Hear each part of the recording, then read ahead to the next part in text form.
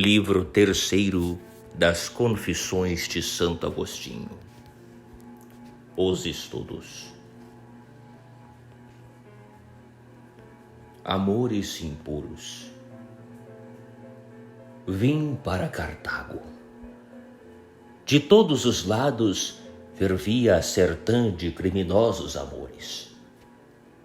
Ainda não amava e já gostava de amar. Impelido por uma necessidade secreta, enraivecia-me contra mim mesmo por me não sentir mais faminto de amor. Gostando de amar, procurava um objeto para esse amor. Odiava minha vida estável e o caminho isento de riscos, porque sentia dentro de mim uma fome de alimento interior. De vós, ó meu Deus. Não tinha fome desta fome, porque estava sem apetites de alimentos incorruptíveis, não porque deles transbordasse, mas porque quanto mais vazio, tanto mais enfastiado me sentia. Por isso minha alma não tinha saúde e ulcerosa lançava-se para fora, ávida de se roçar miseravelmente aos objetos sensíveis. Mas se estes não tivessem alma, com certeza não seriam amados. Era para mim mais doce amar e ser amado, se podia gozar do corpo da pessoa amada. Deste modo, manchava com torpe concupiscência aquela fonte de amizade.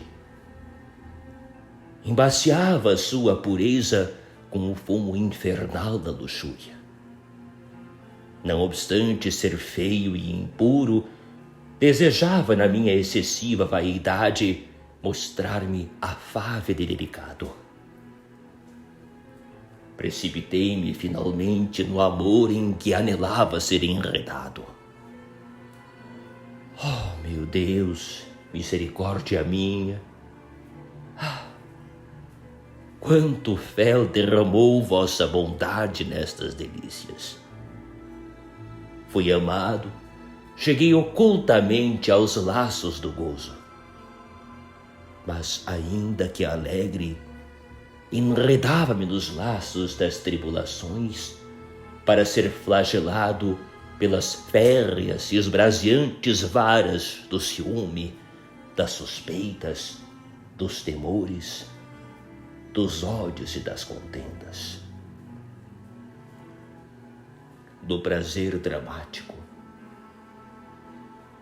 arrebatavam-me os espetáculos teatrais, cheios de imagens das minhas misérias e de alimento próprio para o fogo das minhas paixões. Mas por que quer o homem condoer-se quando presencia cenas dolorosas e trágicas, se de modo algum deseja suportá-las? Todavia, o espectador anseia por sentir esse sofrimento que afinal para ele constitui um prazer. Que é isto senão rematada loucura? Com efeito, tanto mais cada um se comove com tais cenas, quanto menos curado se acha de tais afetos deletérios. Mas ao sofrimento próprio chamamos ordinariamente desgraça, e à comparticipação das dores alheias, compaixão. Que compaixão é essa em assuntos fictícios e cênicos, se não induz o espectador a prestar auxílio, mas somente o convida à angústia e a comprazer ao dramaturgo na proporção do dor que experimenta?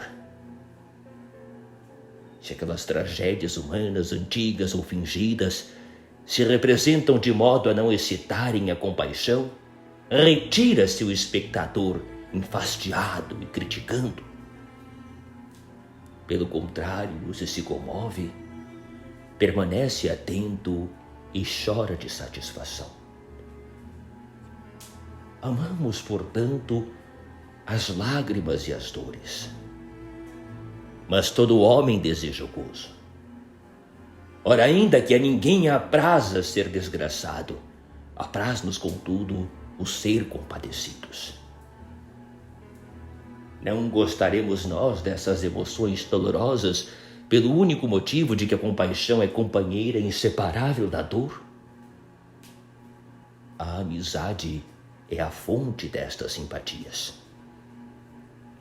Mas para onde se dirige? Para onde corre? Por que se despenha na torrente de peça a ferver e nas vagas alterosas das negras paixões, onde voluntariamente se transforma e se aparta da serenidade celeste que o homem abandonou e repudiou? Logo deve-se repelir a compaixão? Pois de modo algum. Convém, portanto, amar alguma vez as dores.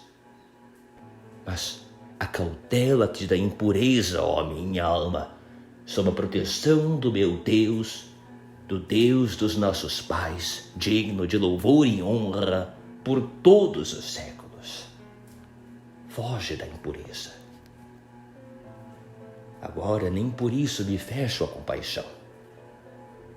Mas em tempos passados compartilhava no teatro da satisfação dos amantes que mutuamente se gozavam pela torpeza, se bem que espetáculos destes não passassem de meras ficções. Quando se desgraçavam, eu piedosamente me contristava. Numa e noutra coisa sentia prazer. Hoje, porém, compadeço-me mais do homem que se alegra no vício do que daquele que pungentemente sofre com a perda do prazer funesto ou com a privação de uma miserável felicidade. Esta piedade é mais real. Porém, a dor não encontra nela prazer algum. Ainda que o dever da caridade aprove que nos condoamos do infeliz, todavia, aquele que fraternalmente é misericordioso preferiria que nenhuma dor houvesse de que se compadecesse. Se a benevolência fosse malévola, o que é impossível, poderia aquele que verdadeira e sinceramente se inclina aos sentimentos de compaixão desejar que houvesse infelizes para se compadecer. Em certos casos podemos, pois, aprovar que haja alguma dor, mas nunca podemos amar. Portanto, Senhor Deus meu, amais as almas com amor infinitamente mais puro que o nosso. Compadeceis-vos sem perigo de corrupção, porque não sois ferido por dor alguma. Que homem há capaz disso? Mas eu, miserável, gostava então de me condoer e buscava motivos de dor. Só me agradava e me atraía com veemência a ação do ator, quando no infortúnio alheio, fictício e cômico, me borbulhavam nos olhos as lágrimas. Que admira, pois, que eu, infeliz ovelha desgarrada do vosso rebanho e renitente à vossa guarda, me afeiasse com ronha hedionda. Disto provinha o meu afeto pelas emoções dolorosas, só por aquelas que me não atingiam profundamente, pois não gostava de sofrer com as mesmas cenas em que a vista se deleitava. Comprazia-me com aquelas coisas que, ouvidas e fingidas, me tocavam na superfície da alma. Mas, como acontece quando remexemos uma ferida com as unhas, este contato provocava em mim a inflamação do tumor, a podridão e o pus repelente. Tal era minha vida. Mas isso, meu Deus, podia acaso chamar-se vida? O estudante de retórica e os demolidores. E a vossa fiel misericórdia pairava de longe sobre mim. Em quantas iniquidades me corrompi e a quantas sacrílegas curiosidades me entreguei, até me precipitar abandonando-vos nos profundos abismos de infidelidade e no serviço enganador dos demônios a quem sacrificava as minhas maldades. Mas vós em tudo me flageláveis. Até ousei nas cerimônias dos vossos mistérios, dentro das paredes da igreja, conceber um mau desejo e descobrir o meio para buscar os frutos de morte. Por isso me punistes com graves castigos, não em proporção do meu pecado, ó meu Deus, infinita misericórdia, meu refúgio em todas estas horrorosas desordens. Nelas divaguei de cabeça altiva, desgarrando-me para longe de vós, preferindo os meus caminhos aos vossos, amando a liberdade de escravo fugitivo. Os estudos a que me entregava e que se apelidavam de honestos davam entrada para o fórum dos litígios, onde me deveria distinguir tanto mais honrosamente quanto mais hábil fosse a mentira. Quão grande é a cegueira dos homens, que até da cegueira se gloriam. Já naquele tempo, era o primeiro da escola de retórica, coisa que me alegrava soberbamente e me fazia inchar de vaidade. Como vós o sabeis, ó Senhor, apesar de eu estar mais sossegado, inteiramente alheio às turbulências dos demolidores, nome sinistro e diabólico por eles considerado como um distintivo de elegância, vivia contudo entre eles com um prudente rubor de os não imitar. Quando me encontrava com eles, deleitava-me com sua amizade, se bem que sempre me horrorizasse o seu proceder, isto é, as troças com que insolentemente assaltavam a simplicidade dos calouros, a quem amedrontavam, rindo-se sem razão e achando nisso pasto para suas malvadas alegrias. Nada mais semelhante aos seus atos do que as ações dos mesmos demônios. E assim, que nome mais acomodado para eles do que o de demolidores. Mas primeiro foram demolidos e pervertidos pelos espíritos que ocultamente escarneciam deles e os seduziam com os mesmos enganos com que eles gostavam de ludibriar e surpreender os outros. A influência de um livro de Cícero. Era entre esses companheiros que eu, ainda de tenra idade, estudava a eloquência, na qual desejava salientar-me, com a condenável intenção, vã até, de saborear os prazeres da vaidade humana. Seguindo o programa do curso, cheguei ao livro de Cícero, cuja linguagem, mais do que o coração, quase todos louvam. Contém esse livro uma exortação ao estudo da filosofia. Chama-se Hortêncio. Ele mudou o alvo das minhas afeições e encaminhou para vós, Senhor, as minhas preces, transformando as minhas aspirações e desejos por completo. Imediatamente se tornaram vis a meus olhos as vãs esperanças. Já ambicionava com incrível ardor do coração a sabedoria imortal. Principiava a levantar-me para voltar para vós. Não era para limar a linguagem, aperfeiçoamento que, segundo meu parecer, compraria à custa do dinheiro de minha mãe.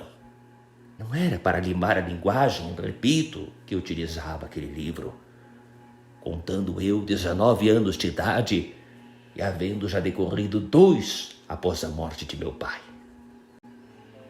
Não era o estilo, mas sim o assunto tratado que me persuadiam a lê-lo. Como ardia, Deus meu, como ardia em desejos de voar das coisas terrenas para vós, sem saber como procedíeis comigo. Em vós está verdadeiramente a sabedoria. Porém, o amor da sabedoria, pelo qual aqueles estudos literários me apaixonavam, tem o nome grego de filosofia. Alguns há que nos seduzem por meio dela, colorindo e adornando seus erros com um nome grandioso, suave e honesto. Quase todos os filósofos daquela época ou anteriores, que assim eram, são apontados e refutados nesse livro. Nele transparece aquele salutar conselho do vosso espírito, dado por meio do vosso bom e piedoso servo. Vede, não vos iluda alguém com a filosofia e com miragens, conforme as tradições dos homens e os ensinamentos do mundo, e não segundo Cristo, porque é nele que habita corporalmente toda a plenitude das divindades. Mas vós sabeis, luz do meu coração, que naquele tempo ainda me não eram conhecidos estes ensinamentos do apóstolo São Paulo. Apenas me deleitava naquela exortação o fato de essas palavras me excitarem fortemente e acenderem em mim o desejo de amar, buscar, conquistar, reter e abraçar não esta ou aquela seita, mas sim a mesma sabedoria, qualquer que ela fosse. Uma só coisa me magoava no meio de tão grande ardor: não encontrar aí o nome de Cristo. Porque este nome, segundo disposição da vossa misericórdia, Senhor, este nome do meu Salvador e Filho vosso, bebera-o com o leite materno meu terno coração, e dele conservava o mais alto apreço. Tudo aquilo de que estivesse ausente este nome, ainda que fosse de uma obra literária burilada e verídica, nunca me arrebatava totalmente. Perante a simplicidade da Bíblia, determinei, por isso, dedicar-me ao estudo da Sagrada Escritura para a conhecer. Vi então uma coisa encoberta para os soberbos, obscura para as crianças, mas humilde ao começo, sublime à medida que se avança e velada com mistérios. Não estava ainda disposto a poder entrar nela ou inclinar a serviço à sua passagem. O que senti quando tomei nas mãos aquele livro não foi o que acabo de dizer, senão que me pareceu indigno compará-lo à elegância ciceroniana. A sua simplicidade repugnava o meu orgulho, e a luz da minha inteligência não me penetrava no íntimo. Na verdade, a agudeza de vista cresce com as crianças, porém eu de nenhum modo queria passar por criança, e enfatuado pelo orgulho, tinha-me na conta de grande. Seduzido pelo maniqueísmo, caí assim nas mãos de homens orgulhosamente extravagantes, demasiado carnais e loquazes. Havia na sua boca laços do demônio e um engodo preparado com a mistura de sílabas do vosso nome, do de nosso Senhor Jesus Cristo e do Paráclito Consolador, o Espírito Santo. Jamais esses nomes se lhes retiravam dos lábios, mas eram apenas sons e estrépito da língua. Seu coração estava vazio de sinceridade. Diziam verdade e mais verdade. Incessantemente me falavam dela, mas não existia neles. Exprimiam-se falsamente não só de vós, que verdadeiramente sois a verdade, mas ainda acerca dos elementos deste mundo, criaturas vossas. A respeito destas, por amor de vós, Pai sumamente bom e formosura de todas as formosuras, tive de ultrapassar nos raciocínios aos filósofos, ainda mesmo aos que falam com exatidão. Oh, verdade, verdade, pela qual intimamente suspiravam as fibras de minha alma, ainda mesmo quando eles frequentemente, de muitos modos, te pronunciavam apenas com os lábios e te liam em muitos e volumosos livros. As iguarias que me apresentavam a mim, faminto da vossa graça, eram em vez de vós o sol e a lua, lindas obras vossas, mas enfim obras vossas e nunca vós mesmo. Aquelas nem sequer são as primeiras da criação. Com efeito, as vossas criaturas espirituais são superiores às corpóreas, ainda que estas se apresentem brilhantes e se movam no céu. Mas também não era dessas primeiras criaturas que andava eu faminto e sequioso, mas sim de vós, verdade em que não há mudança nem sombra de vicissitude. Naquelas bandejas serviam-me então ficções brilhantes.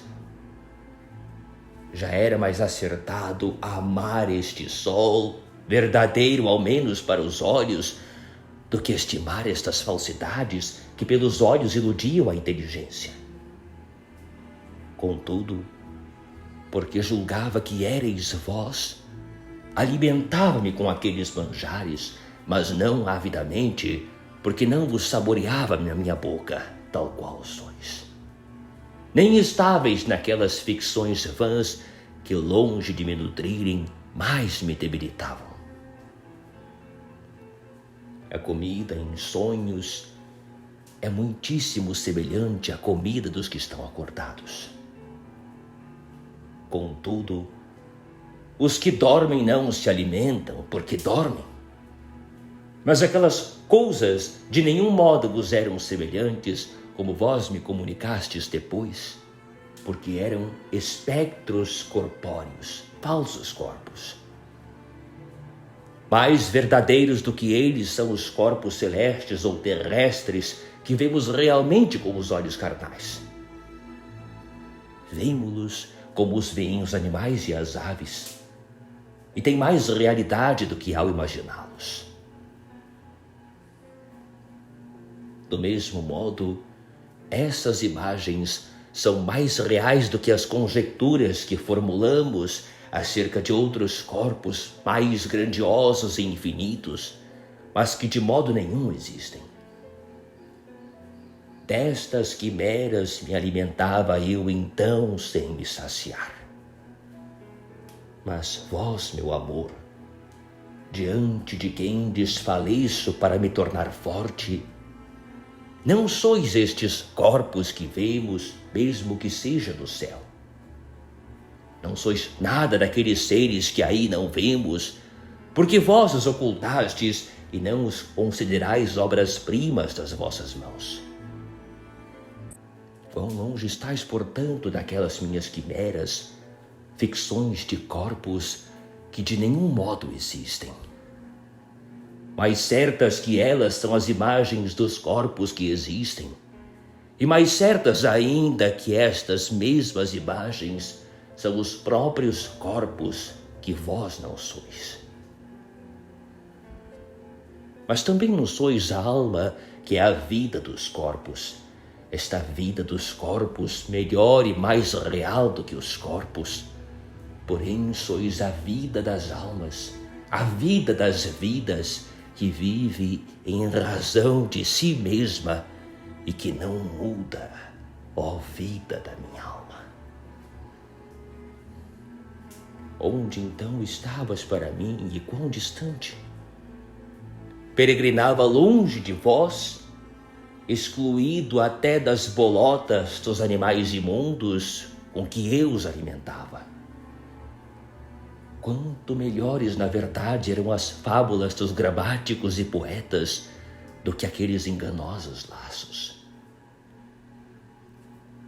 Com efeito, os versos, o canto e o vôo de Medeia são certamente mais úteis que os 5 elementos do mundo, coloridos de 1000 modos, em razão dos 5 antros de trevas que, além de não existirem, matam a quem neles acredita. Porém, à poesia e ao verso transformo-os em delicioso alimento do meu espírito. Além disso, ainda que cantasse o vôo de Medeia, contudo, não afirmava sua autenticidade. E mesmo ao ouvi-lo cantar, não lhe dava crédito. Mas, ai de mim, acreditei nos erros dos maniqueístas. Por que passos ia descendo até o profundo do inferno, trabalhando e consumindo-me com a falta da verdade quando eu vos procurava. Meu Deus, a vós o confesso, a vós que de mim vos compadecestes quando ainda vos não conhecia, quando vos buscava não segundo a compreensão da inteligência, mas segundo o raciocínio da carne. Vós, porém, éreis mais íntimo que o meu próprio íntimo, e mais sublime que o ápice do meu ser. Encontrei aquela mulher audaz e desprovida de prudência, enigma de Salomão, assentada à porta numa cadeira a dizer: comei à vontade o pão tomado às escondidas e bebei a doçura da água roubada. Ela me seduziu porque me encontrou fora de mim, a habitar nos olhos de minha carne e a ruminar o que por eles tinha devorado. Vencido pela ignorância e pelos maniqueístas.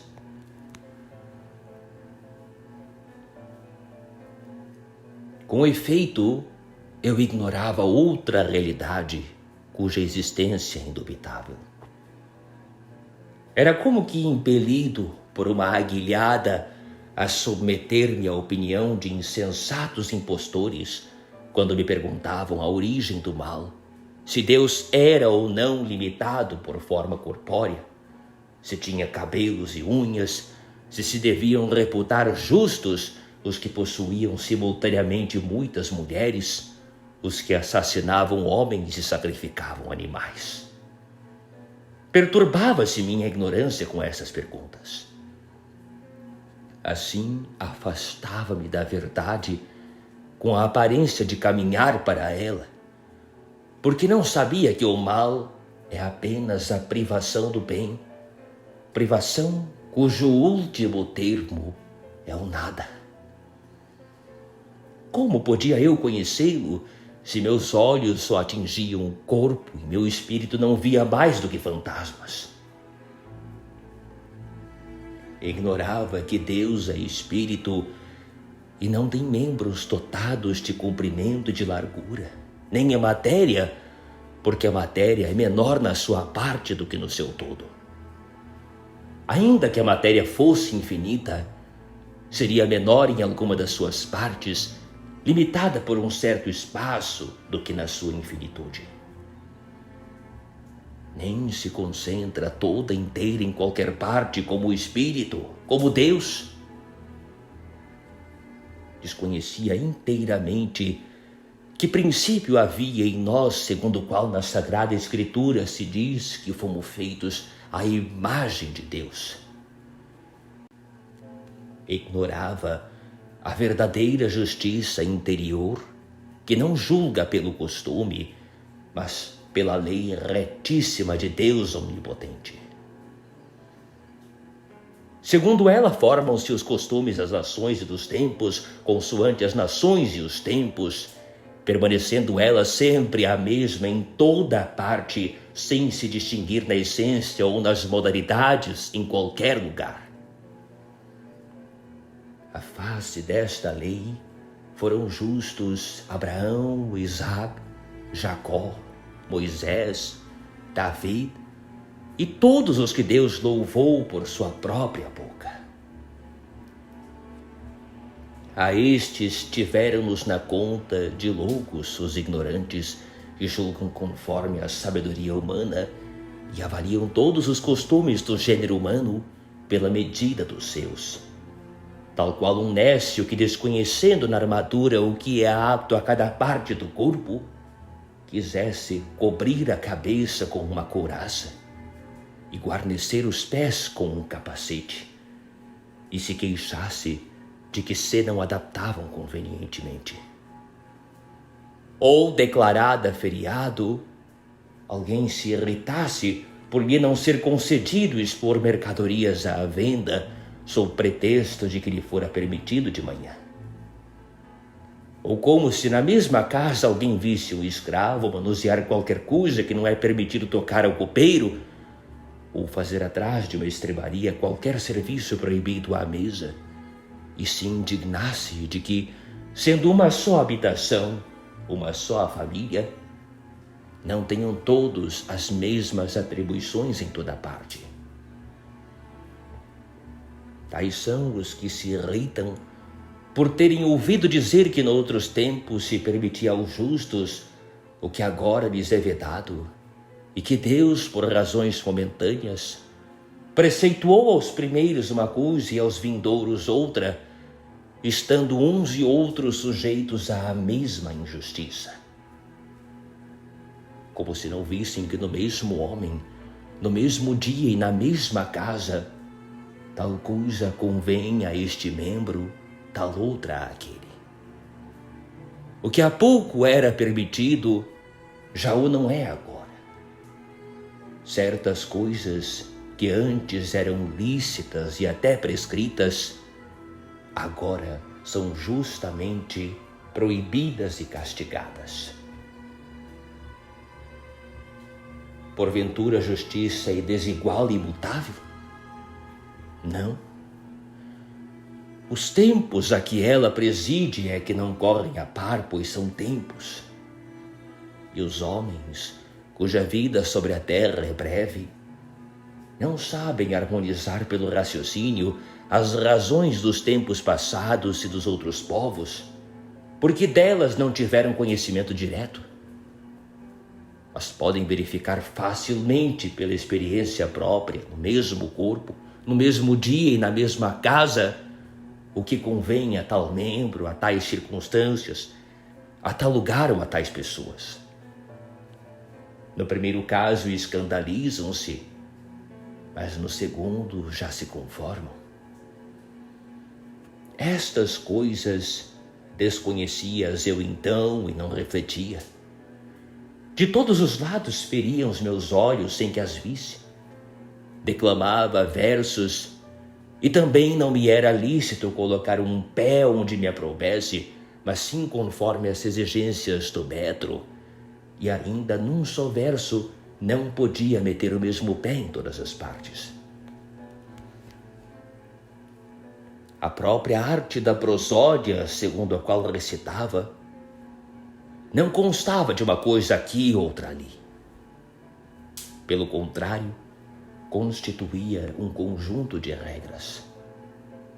Não reparava que a justiça que os homens retos e santos se sujeitaram formava nos seus preceitos um todo muito mais belo e sublime. Não varia na sua parte essencial, nem distribui e determina para as diversas épocas, tudo simultaneamente, mas o que é próprio de cada uma delas.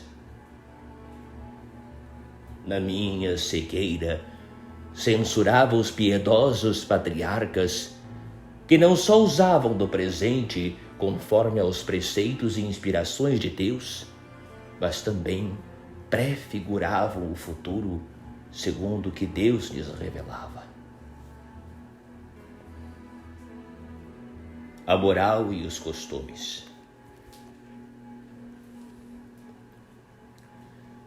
Em que tempo ou lugar será injusto que amemos a Deus com todo o nosso coração, com toda a nossa alma e com toda a nossa mente, e que amemos o próximo como a nós mesmos?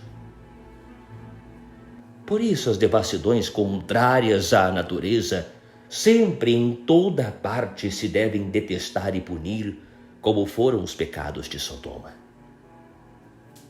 Ainda que todos os povos as cometessem, cairiam na mesma culpabilidade de pecado, segundo a lei de Deus, que não fez os homens para assim usarem de si. Efetivamente, viola-se a própria união que deve existir entre Deus e nós, quando a natureza de quem Ele é autor se mancha pelas paixões depravadas. Porém, as torpezas luxuriosas, contrárias aos costumes humanos, devem se repelir em razão da diversidade de costumes, a fim de que por nenhuma desvergonha de cidadão ou de estrangeiro se quebre o pacto estabelecido pelo costume ou lei de uma cidade ou nação. É, pois, indecorosa qualquer parte que não condiz com o seu todo. Contudo, quando Deus ordena alguma coisa contra os costumes ou contra quaisquer convenções, ainda mesmo que esse preceito jamais aí se haja observado, deve restaurar-se. Se é lícito ao rei da cidade a que preside dar uma ordem que antes dele jamais alguém, nem sequer ele mesmo, prescreveu, e se o obedecer-lhe não vai contra os princípios sociais da cidade, antes é contrário a eles o desobedecer-lhe, pois a obediência aos reis é um pacto geral da sociedade humana, com quanto maior razão se deve obedecer sem hesitações às ordens de Deus, Rei efetivo de toda a criação. De fato, assim como nos poderes que existem na sociedade humana, o maior se impõe ao menor, para que este lhe preste obediência, assim Deus domina todos. O mesmo sucede nos atos em que aparece o perverso desejo de fazer mal, quer pela injúria, quer pela agressão. Uma e outra coisa tem sua origem ou no desejo de vingança, como a hostilidade entre dois inimigos, ou no furto dos bens alheios, como no caso em que o ladrão ataca o viajante, ou na intenção de evitar a desgraça, como acontece àquele que se faz temido, ou nasce da inveja, como quando um miserável quer mal ao afortunado, ou àquele que seria vantagem em alguma particularidade, receando ser por ele igualado ou sofrendo por ele de ser igual. Esses atos culpáveis podem também provir unicamente do prazer de contemplar o infortúnio alheio, como por exemplo nos que assistem aos combates de gladiadores ou nos que se riem e escarnecem de outras quaisquer pessoas. Tais são os capítulos da iniquidade que brotam da paixão de dominar, de ver e de sentir, de uma ou duas paixões ou simultaneamente de todas. Vive-se pecaminosamente contra os mandamentos, contra o saltério de 10 cordas, que é o vosso decálogo, ó Deus, tão sublime e tão suave. Mas que ações pecaminosas vos podem afligir a vós, a quem a corrupção não atinge? Ou que pecados se podem levantar contra vós, a quem nada pode prejudicar? Punis o que os homens cometem contra si próprios, porque ainda mesmo quando vos ofendem, agem impiamente contra suas almas. A própria iniquidade se engana a si mesma, corrompendo-se, pervertendo-se na sua natureza, feita e ordenada por vós, quer servindo-se imoderadamente das coisas que lhe são lícitas, quer ardendo na concupiscência do ilícito, no uso daquilo que é contra a natureza. Agem pecaminosamente, revoltando-se contra a vossa vontade, de coração ou com palavras, e recalcitrando contra o aguilhão. Ofendem-vos igualmente quando, transpostos os limites da sociedade humana, se alegram audaciosamente com as facções ou com as desavenças, conforme o que lhes trouxer agrado ou moléstia. Tudo isso sucede quando sois abandonado à fonte de vida, único e verdadeiro Criador e Senhor de tudo. Neste caso, por orgulho individual, ama-se a parte falsamente tomada como um todo. É pela piedade humilde que se vai até vós, para purificardes os nossos maus hábitos. Por causa dela, mostrais-vos indulgente para com os pecados daqueles que os confessam, e ouvis os gemidos dos cativos carregados de ferros.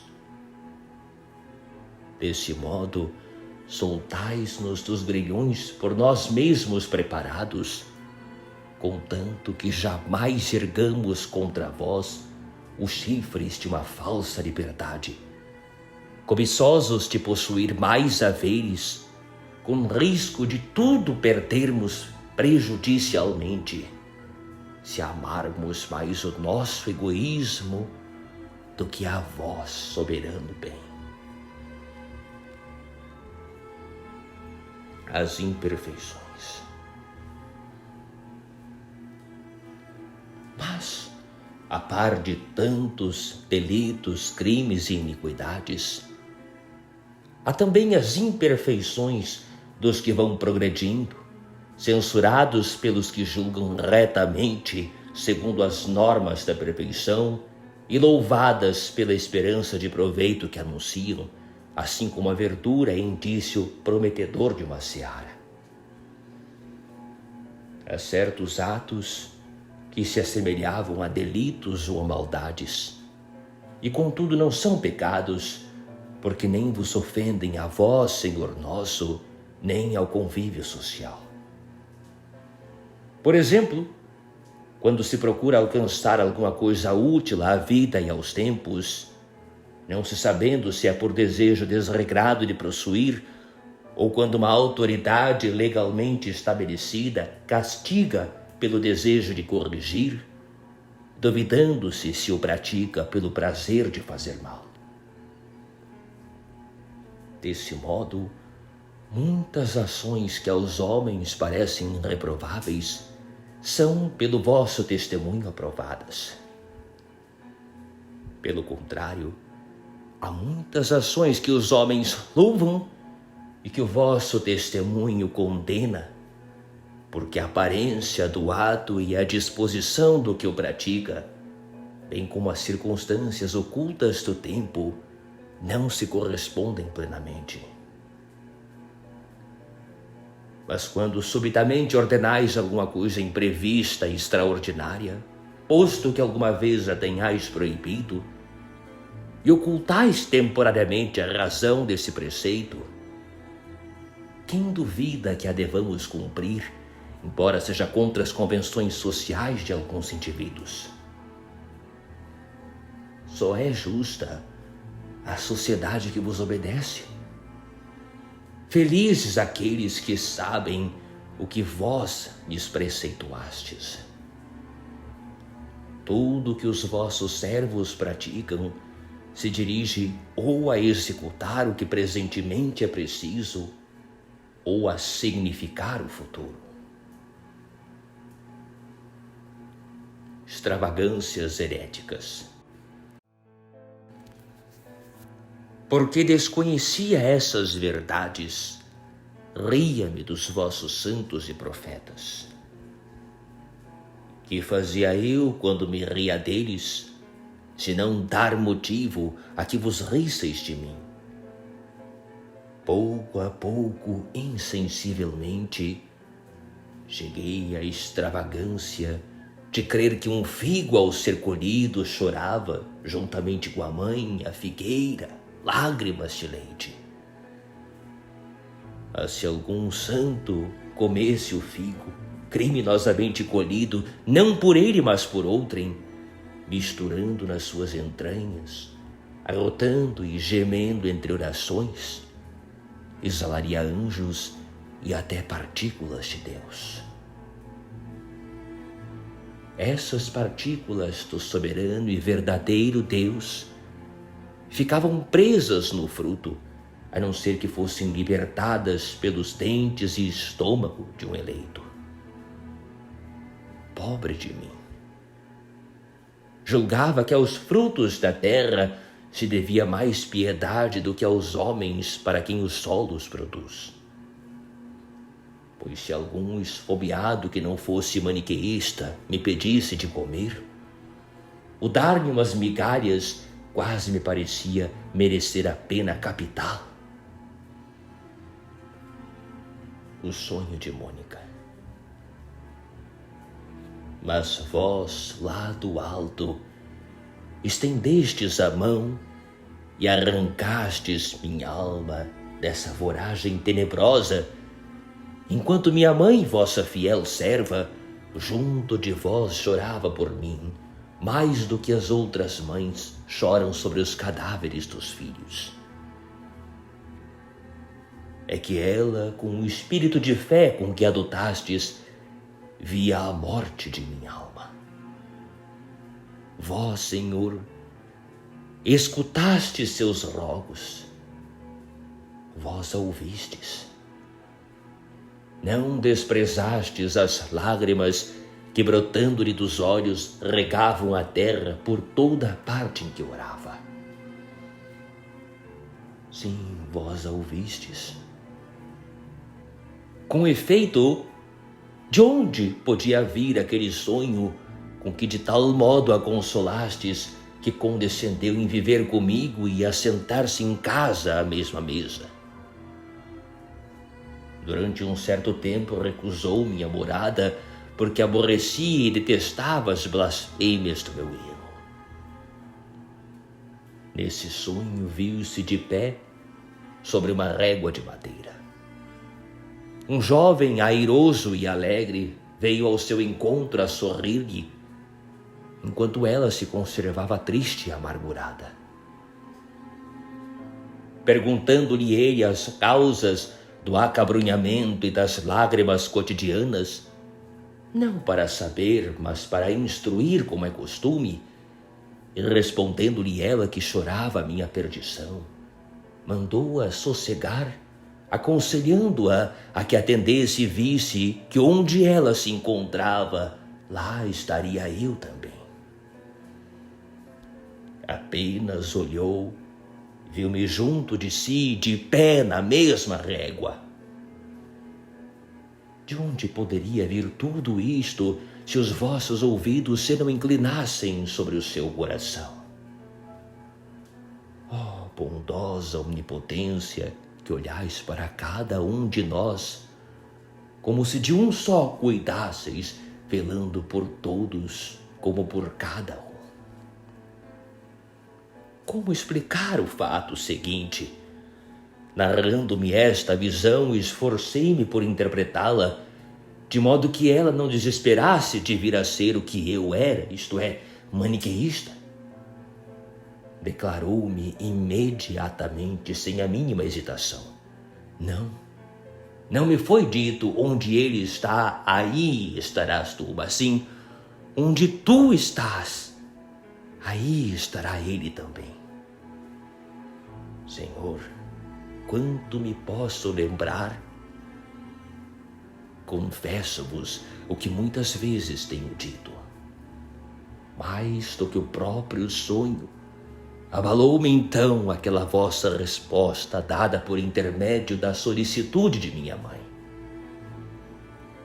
Esta não se perturbou com aquela interpretação falsa, mas tão prontamente viu o que devia ver e o que eu, na verdade, não vira antes que ela o dissesse. Por meio deste sonho foi anunciada com antecedência a esta piedosa mulher, paralitivo da sua aflição presente, uma alegria que só devia dar-se muito tempo depois. Seguiram-se efetivamente quase 9 anos mais, em que, tentando muitas vezes levantar-me, caía mais gravemente e me revolvia nesse lodo profundo e nas trevas da mentira.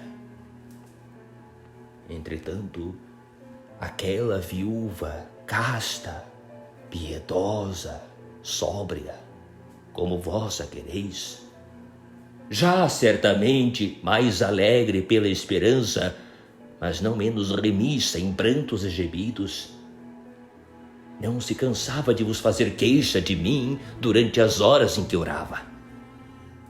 As suas preces chegaram à vossa presença. Contudo, deixáveis-me ainda revolver e envolver naquela escuridão. Teu filho não perecerá. Nessa mesma ocasião destes-me outra resposta de que ainda me lembro. Como estou com pressa de vos confessar o que é de mais urgência, deixo de referir algumas coisas, não falando já de muitas outras de que já não me recordo. Destes-me, pois, outra resposta por meio de certo bispo, ministro vosso que crescera à sombra do santuário e muito douto nos vossos livros.